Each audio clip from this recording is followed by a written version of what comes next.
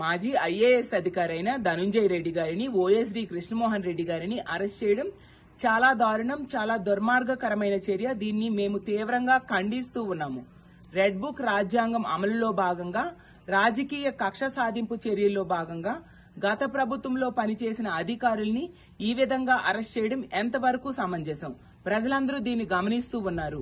ఈ కూటమి ప్రభుత్వం అధికారంలోకి వచ్చాక మనం చూసాం, ఎన్నికల టైంలో ఎన్నో హామీలు ఇచ్చారు. ఏ ఒక్క హామీని కూడా అమలు చేయని పరిస్థితి మనం చూస్తూ ఉన్నాము. దాంతో ప్రజల్లో తీవ్రమైన వ్యతిరేకత ఈ ప్రభుత్వం మీద వచ్చింది. ఈ రోజు తీసుకుంటే మహిళలు, రైతులు, వ్యాపారులు, అలాగే ఉద్యోగులు అందరూ కూడా ఈ ప్రభుత్వం తాలూకా హామీలు నెరవేర్చని పరిస్థితి చూసి ఈ ప్రభుత్వాన్ని తిట్టుకుంటూ ఉండే పరిస్థితి, ఈ ప్రభుత్వం మీద తీవ్రమైన వ్యతిరేకత చూపించే పరిస్థితి మనం చూస్తూ ఉన్నాము.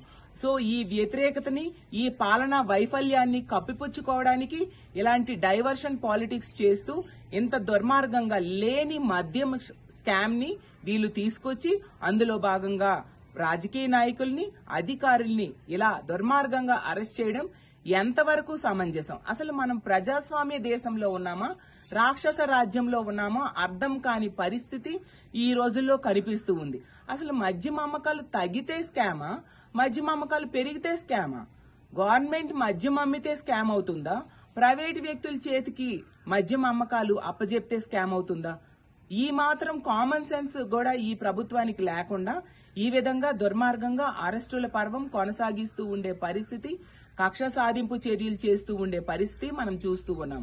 గతంలో వైఎస్ఆర్సీపీ అధికారంలో ఉండేప్పుడు తీసుకుంటే బెల్ షాప్స్ లేకుండా చేసింది, పెర్మిట్ రూమ్స్ లేకుండా చేసింది, మద్యం షాప్స్ 33% తగ్గించడం జరిగింది, లిక్కర్ షాప్స్ ని 33% తగ్గించడం జరిగింది. అలాగే మద్యం అమ్మకాల్ని తగ్గించడం జరిగింది. ఒక్క కొత్త డిస్టిలరీకి కూడా పర్మిషన్ ఇవ్వని పరిస్థితి మనం చూసాము.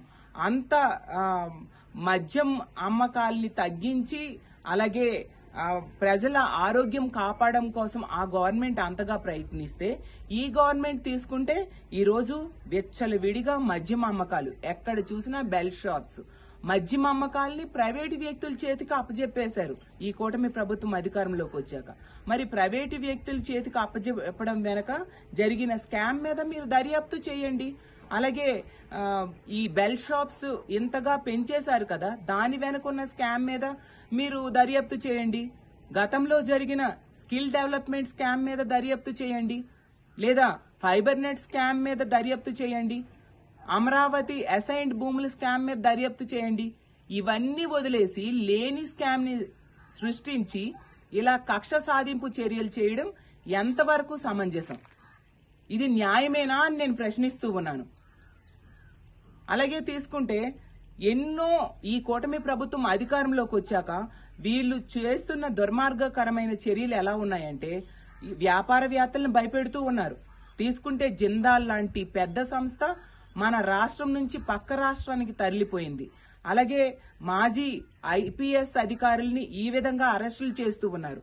అలాగే డీజీ స్థాయి ఉన్న ఐపీఎస్ అధికారులను కూడా అరెస్ట్ చేస్తూ వాళ్ళని వేధింపులకు గురి చేస్తూ ఉన్నారంటే ఎంత దారుణమైన పరిస్థితి, ఎలాంటి దారుణమైన పరిపాలన ఇక్కడ సాగుతూ ఉంది మనం అర్థం చేసుకోవచ్చు.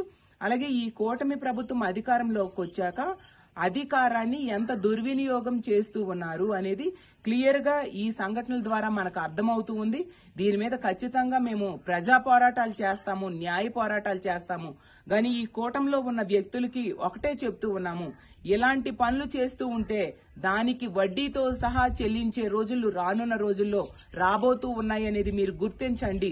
ఎప్పటికైనా ఇలాంటి కక్ష సాధింపు చర్యలు ఆపండి. ఇలాంటి దుర్మార్గకరమైన అరెస్టుల్ని ప్రోత్సహించొద్దు. ఇలాంటివి లేకుండా చేయాల్సిన అవసరం ఉంది, లేదా ప్రజల్లో విపరీతమైన తిరుగుబాటు వస్తుంది ఇలాంటివి గనుక కొనసాగితే అనే విషయం గుర్తుంచుకోండి.